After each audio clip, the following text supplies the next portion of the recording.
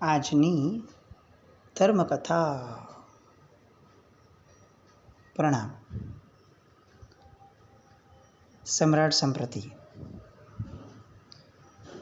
ઈસુ ખ્રિસ્ત જન્મ્યા એના લગભગ 330 વર્ષ પહેલાંની આ બધી વાતો. ગઈકાલ સુધી આપણે જોયું કે મહારાજા અશોક આ જગતમાંથી વિદાય પામ્યા એ પછીથી બૌદ્ધ ધર્મી ભિક્ષુકોને 4 કરોડ સુવર્ણ મોહર આપી અને પોતે મહારાજા અશોકની જે ભૂમિ હતી અમે લઈ લીધી. આના પરથી આપણે ફળીભૂત કરી શકીએ છીએ કે સમ્રાટ અશોક એ પાછલી ઉંમરમાં બૌદ્ધ ધર્મ પ્રત્યે ઘણા જ અનુરાગવાળા હતા.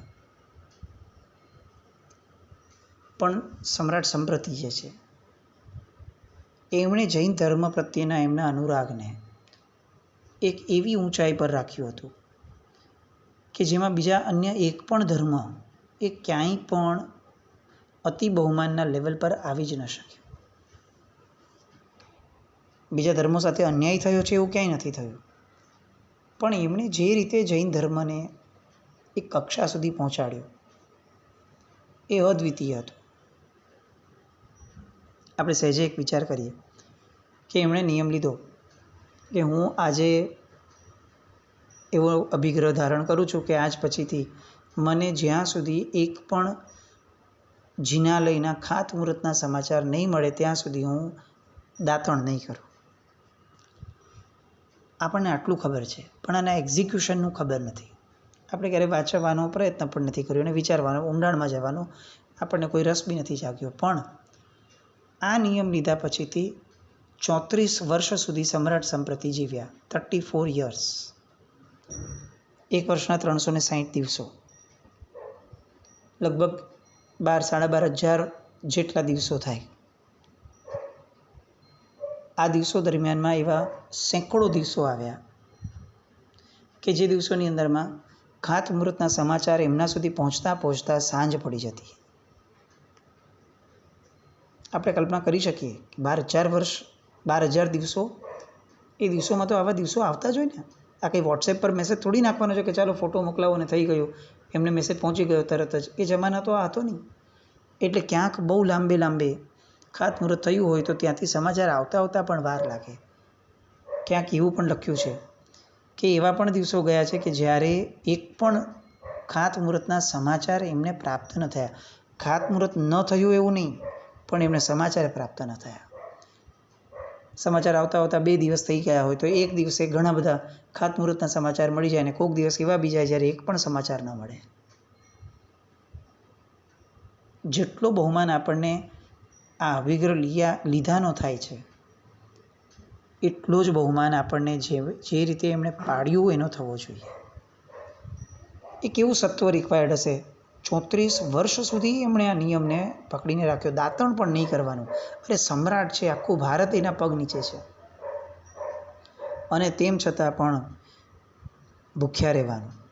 આટલું ધન ખર્ચે છે, આટલા જિનાલયો બંધાવે છે, આટલા જૈન મંદિરો, જૈન બિંબો ભરાવે છે, અને તેમ છતાં પણ ફક્ત સમાચાર ન મળે એટલા માત્રથી છેક સાંજ સુધી ભૂખ્યા રહ્યા હોય એવા પણ પ્રસંગો, અને ક્યાંક આખા દિવસનો ચોવિયાર ઉપવાસ થયો હોય એવા પણ પ્રસંગો.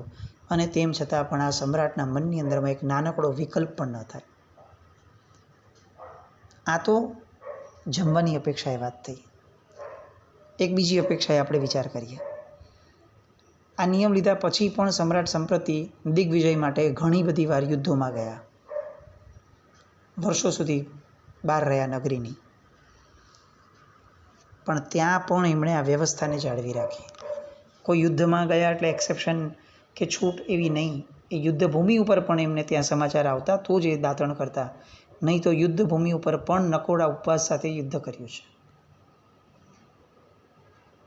સમ્રાટ સંપ્રતિ પ્રત્યે સદભાવ ખરેખર જો આ ઊંડાણમાં ન જઈએ ને તો એ લેવલનો આપણે પ્રગટાવી જ નહીં શકીએ.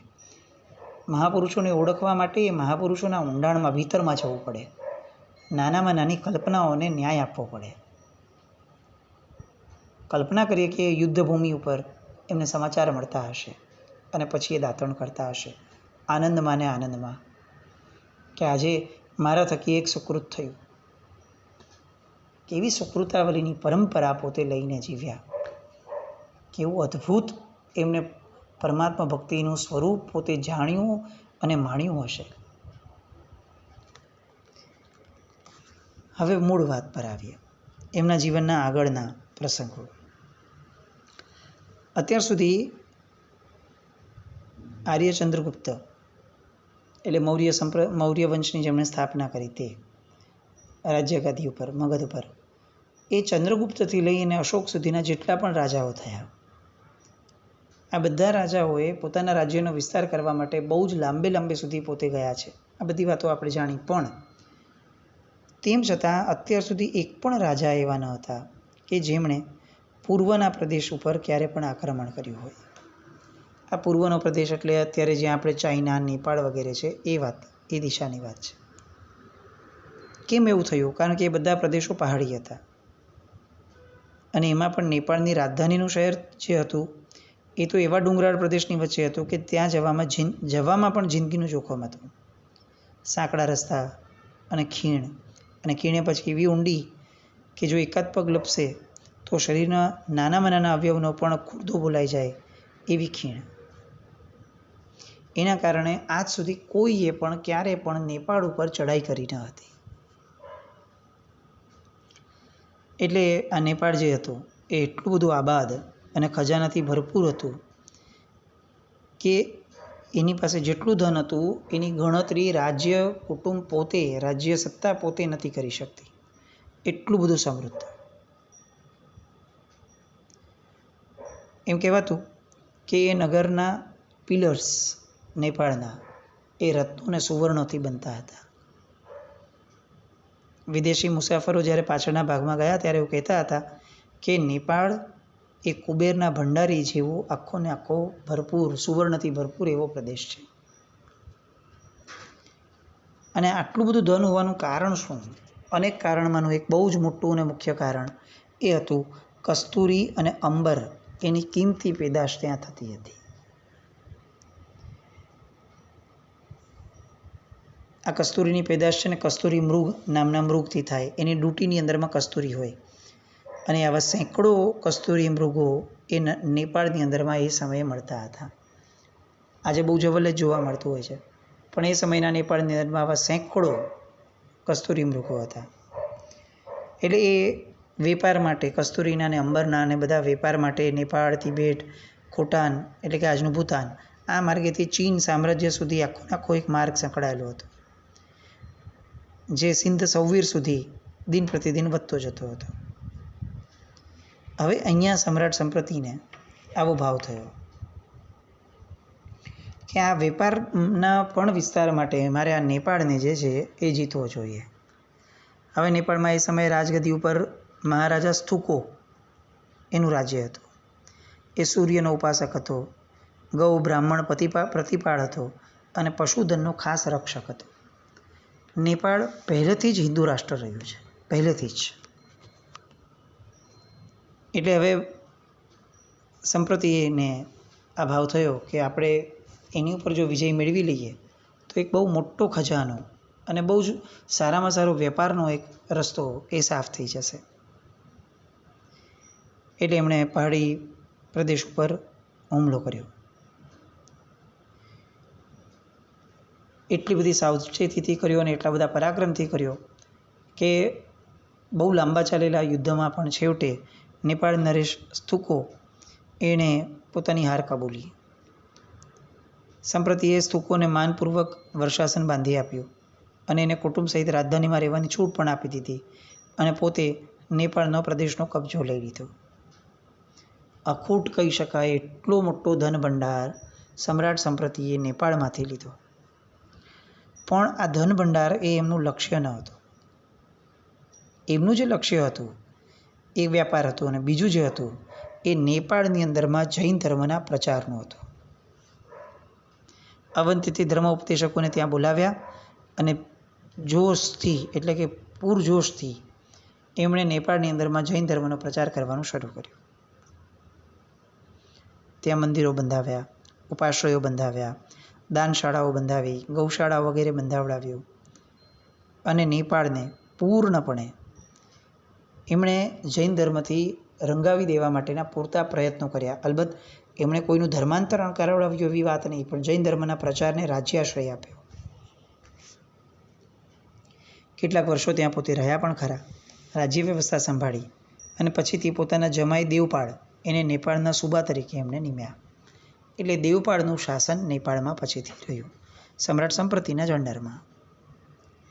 હવે ત્યાંથી વિજય પ્રાપ્ત કર્યા પછીથી એમને એવું થયું કે તિબેટ અને ખોટાન આ બંને પ્રદેશોને પણ આપણે જીતી લેવા જોઈએ, કારણ કે આ પહાડી પ્રદેશો એ એટલા બધા ફળદ્રુપ છે કે એ ક્યાંક ને ક્યાંક આપણા વેપાર માટે બહુ જ સારા સાબિત થશે.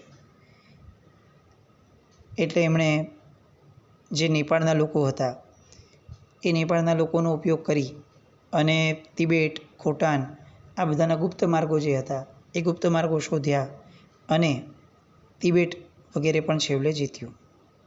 હવે જે તિબેટના રાજવી હતા એમણે સમ્રાટ સંપ્રતિનું આધિપત્ય સ્વીકાર્યું. વિજેતા રાજવી તરીકે એમણે નજરાણામાં કિંમતી રાજ્ય રત્નભંડાર અને રાજ્ય ખજાનો એ બંને અર્પણ કર્યો. પણ સમ્રાટ સંપ્રતિએ એ પણ પાછું આપી અને એમણે કહ્યું કે ખરું જે કિંમતી રત્ન છે એ તો ધર્મનું રત્ન છે, તો આ ધર્મના જે ઉપદેશકો છે એને તમે ત્યાં અહીંયા રાખો અને એમને રાજ્યાશ્રય આપો. એટલે તિબેટના લોકોએ, રાજાએ ધર્મ પ્રચાર કરી શકે એવા ધર્મ પ્રચારકોને ત્યાં રાખ્યા. અને ઇતિહાસ એવું લખે છે કે તિબેટમાં પણ અનેક જીન મંદિરો, ઉપાશ્રયો વગેરે બંધાયા. ત્યાંથી આગળ વધ્યા અને ખોટાન ઉપર ચઢાઈ કરી. અહીંયા પણ એમને જીત મળી અને એમણે પણ સમ્રાટ સંપ્રતિની આજ્ઞા કબૂલી અને સંધિ કરી. હવે ચારે દિશાની અંદરમાં, વેપારની અંદરમાં આ કસ્તુરીની અંબર જે છે એના કારણે જે ધન વૈભવ પ્રાપ્ત થયો એ અપ્રતિમ હતો. ભારત વર્ષના વેપારનો વિકાસ બહુ જ મોટા પાયે થયો અને એના કરતાં પણ સારું ધર્મ પ્રચારનું કેન્દ્ર સ્થાન નેપાળ બન્યું. ધાર્મિક દ્રઢતા માટે નેપાળ, તિબેટ, ખોટાન આ બધા જે રાજ્યો હતા એ બધા બહુ જ પ્રચલિત બન્યા. ઘણા લોકો જૈન ધર્મી બન્યા. હવે અહીંયાથી આગળ વધતા આગળ જવાનું મન થયું ને એ હતું રાજ્ય ચીનનું. હવે અહીંયા ચીનની અંદરમાં જવાનો વિચાર એમને આવ્યો કે આપણે આગળ જઈએ અને આગળ જઈ અને આ રાજ્ય પણ જીતીએ. એ સમયે શહેનશાહ જે ચીનમાં હતો એનું નામ હતું શિહ્યુવાંગ.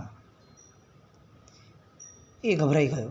એને જ્યારે બધા સમાચાર મળ્યા કે ખોટાન ગયું, તિબેટ ગયું, નેપાળ બી ગયું, એટલે બહુ જ ગભરાઈ ગયો. અને એ ગભરાટના કારણે એણે તિબેટની સરહદથી લઈ અને ચીનની સરહદ સુધી એક કિલ્લો જે છે, કિલ્લે બંધ મજબૂત દિવાલ બંધાવવાનું શરૂ કર્યું.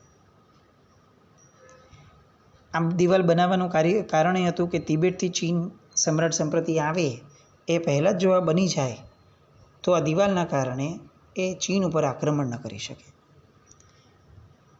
આ દિવાલના બાંધકામ પાછળ આ રાજાએ 4 લાખ કારીગરો રાત દિવસ કામ પર રાખ્યા. 4 લાખ કારીગરો.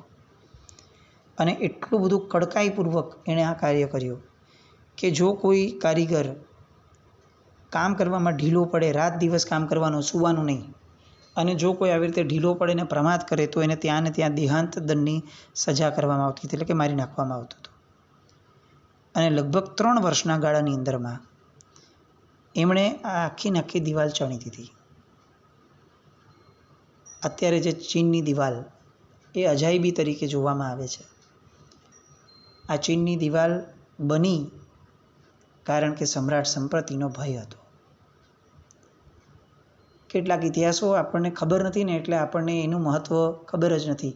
આમ આપણને ખરેખર રોમાંચ ઊભો થાય કે સમ્રાટ સંપ્રતિ એ કેવું એ સમયે ધાકભર્યું વાતાવરણ એમણે જન્માવ્યું હશે. The great wall of China, આવું આપણે નાનપણથી સાંભળીએ છીએ, પણ આ ધ ગ્રેટ વોલ બની કેમ? બિકોઝ ઓફ ધ ગ્રેટ સમ્રાટ સંપ્રતિ. એના ભયથી આ આખી દિવાલ બનાવડાવી. આ બાજુ નેપાળની અંદરમાં જ્યાં જૈન ધર્મની એટલી બધી એમણે ખ્યાતિ અને એટલી બધી મૂળિયા એમણે સુદૃઢ કર્યા કે એના કારણે બૌદ્ધ ધર્મના અનેક લોકો આવવા છતાં જૈન ધર્મનું મૂળ હલ્યું જ નહીં. એ એટલી હદ સુધી આગળ ચાલ્યું, છેક હમણાં સુધીની વાત કરીએ તો પણ, કે નેપાળના રાજાઓ એ ધર્મગુરુ તરીકે આચાર્ય ભગવંતોને આપણા રાખતા. આપણને બધાને સાંભળીને અતિશય આશ્ચર્ય થશે. આ બહુ જૂની વાત નથી, બહુ જ નજીકનો ભૂતકાળ, કે જ્યારે આબુના પહાડની અંદરમાં શ્રી શાંતિ વિજયજી મહારાજ, શાંતિસુરી મહારાજ એ જ્યારે વિચરતા હતા, એ સમયે નેપાળના મહારાજાએ ધર્મગુરુ તરીકે આખું ને આખું નેપાળ એમના અનુસારે ચલાવવા માટેનું એમણે કહેણ મોકલ્યું હતું. હવે શાંતિસુરી મહારાજ સાહેબ તો હજી હમણાં થયા, અને તો પણ આખી વાતો અત્યારે આપણને જ ખબર નથી. શાંતિસુરી મહારાજે આ જે કહેણ આવ્યું હતું, જે માંગણી આવી હતી, એ માંગણીને એમણે ત્યારે નકારી કે ભાઈ હું જૈન સાધુ છું, આ રીતે નેપાળ ક્યાં, હું ક્યાં, અને મારે મારી સાધનામાંથી બહાર આવવાની મને કોઈ જ કરતાં કોઈ ઈચ્છા નથી. ના પાડવા છતાં પણ નેપાળે ઓફિશિયલી ધર્મગુરુ નામનું જે પદ છે એ એમને અર્પણ કર્યું, અને વર્ષો સુધી નેપાળનું રાજ્ય કુટુંબ જૈન ધર્મને અનુસરનારું બન્યું. આપણને કેવો આમ આનંદ થાય આવી બધી વાતો જાણ્યા પછીથી, કે શું જૈન ધર્મની જાહો જલાલી હતી. એ સમયે હજી એક ઘટના બનતી કે જ્યારે નકદી ચલણ એટલે કે સિક્કાઓનું ચલણ ઊભું થયું, જે સમ્રાટ સંપ્રતિએ અનેક જગ્યાઓએ કારખાનાઓ બનાવડાવી અને સુવર્ણની મુદ્રાઓ બનાવવાનું શરૂ કર્યું હતું, જે છેક અભયકુમાર મંત્રીના કારણે આ મગધની અંદરમાં વગેરે ચાલતું હતું. પણ સમ્રાટ સંપ્રતિએ એ સમયે જે ચલણી સિક્કાઓ બનાવડાવ્યા, એ સિક્કાઓની અંદરમાં જૈન ધર્મના બધા જ ચિહ્નો એમણે મૂક્યા. મજાની વાત એ છે કે નેપાળની અંદરમાં છેક શાંતિસુરી મહારાજ સાહેબને આ કહેણ મોકલ્યું ને ત્યાં સુધી નેપાળની અંદરમાં એના જે ચલણી સિક્કાઓ હતા એની અંદરમાં જૈન ધર્મના કેટલાક સિમ્બોલ્સ એ હજી પણ મોજૂદ હતા. નબળી વાત એ છે કે આપણે ક્યારે આ વસ્તુ આપણે જાણી જ નહીં, અને જાણી નહીં એટલે આપણે દાવો ન કરી શક્યા, અને આપણે દાવો ન કરી શક્યા એટલે એક વચ્ચે જે આખો ગાળો આવ્યો કે જેની અંદરમાં સનાતન ધર્મ આદિ ધર્મોએ આપણા જૈન ધર્મનો હ્રાસ કરવા માટેનો પૂરતો પ્રયત્ન કર્યો. એમાં આ આખી ને આખી આગવી પરંપરા જે જૈન ધર્મને અનુસારે હતી, એ પરંપરાનો યશ આપણે લઈ ન શક્યા. આ બાજુ સમ્રાટ સંપ્રતિને હજી આ વિજયકૂચને અટકાવવાની ઈચ્છા ન થઈ અને તુર્કસ્તાન ઉપર ચડાઈ કરી. એશિયા માઇનોરની અંદરમાં આગળ વધતા તાશ્કંદ, સમરકંદ અને મર્વ જેવા શહેરો આવતા એ સમયે જે અત્યંત ફળદ્રુપ હતા, એ બધા જ શહેરો ઉપર એમણે હુમલો કર્યો. અહીંયા પણ તેઓને વિજય પ્રાપ્ત થયો, અને એટલે જ ભારતના વેપાર અને ધર્મ પ્રચાર બંને માટે એ નગરો, એ રાજ્યો એ ખુલ્લા થયા. તુર્કસ્તાનના મહાન રાજવી જે હતા એમણે સંધિ કરી અને સમ્રાટ સંપ્રતિનું આધિપત્ય એમણે કબૂલ કર્યું. નજરાણામાં કિંમતી રત્ન ભંડાર આપ્યા, સારી એવી રાજ્યલક્ષ્મી પ્રાપ્ત થઈ, અને 5 વર્ષ જેવો સમય આખો સમ્રાટ સંપ્રતિનો આ બધા જ પ્રદેશો, નેપાળથી લઈ અને તુર્કસ્તાન સુધીના પ્રદેશો એ જીતવામાં ગયા. હવે અહીંયા જે એમણે પ્રચાર કર્યો, એ પ્રચારનું લેવલ શું હતું એ આપણને ખરેખર આશ્ચર્ય થાય કે જૈન ધર્મ ક્યાં ક્યાં હતો અને ક્યાં ક્યાં પહોંચ્યો હતો આસમ્રાટ સંપ્રતિના કારણે. એમણે યુરોપ અને અમેરિકા સુધી એ સમયે ધર્મ પ્રચાર કર્યો હતો. હવે આ આખા વર્ણનો ને આ બધી વસ્તુઓની કોઈ સાબિતી તો જોઈએ, આપણે એમને તો માનશું નહીં. હવે કેટલીક એમની સાબિતીઓમાં શત્રુંજય મહાત્મ્યની અંદરમાં એવું લખાયું છે કે વિક્રમ સંવત 108માં જાવળ શાહે શત્રુંજયનો ઉદ્ધાર કર્યો હતો. પણ એ ઉદ્ધાર સમયે એણે જે પ્રતિમાની સ્થાપના કરી હતી જાવળ શાહે, એ પ્રતિમા જે છે એ અફઘાનિસ્તાનના યવન પ્રદેશમાંથી એમને પ્રાપ્ત થઈ હતી. એનો અર્થ શું થયો કે એ પૂર્વકાળની અંદરમાં અફઘાનિસ્તાનના યવન પ્રદેશોની અંદર પણ જૈન ધર્મ બહુ જ વ્યવસ્થિત રીતે એના પ્રચાર પ્રસાર અને વિસ્તારને પામ્યો હશે, કે આટલી સરસ પ્રતિમા એ ત્યાંથી જાવળશાને પ્રાપ્ત થઈ. આ યવન જે પ્રદેશ છે એ સમ્રાટ સંપ્રતિના આધિપત્યમાં આવતો પ્રદેશ હતો અફઘાનિસ્તાનનો. આપણે આની પહેલાં જોયું કે એમણે છેક અફઘાનિસ્તાન સુધી ભારત વર્ષની સીમાઓ એને લંબાવી હતી. આપણે જેને અત્યારે હિન્દુ કુશ કહીએ છીએ તે. આ તો થઈ ફક્ત એક અફઘાનિસ્તાનની વાત. હવે એનાથી પણ આગળ વધી અને અફઘાનિસ્તાનથી તુર્કસ્તાન, ઈરાન, તિબેટ, ચીન, બ્રહ્મદેશ, આસામ, લંકા, આફ્રિકા અને અમેરિકા આવા સ્થળોએ પણ ઉપદેશકો મોકલી અને જૈન ધર્મનો પ્રચાર પ્રસાર કર્યો હતો. કેટલા બધા સ્થળોએ જૈન મંદિર બંધાવ્યા હતા.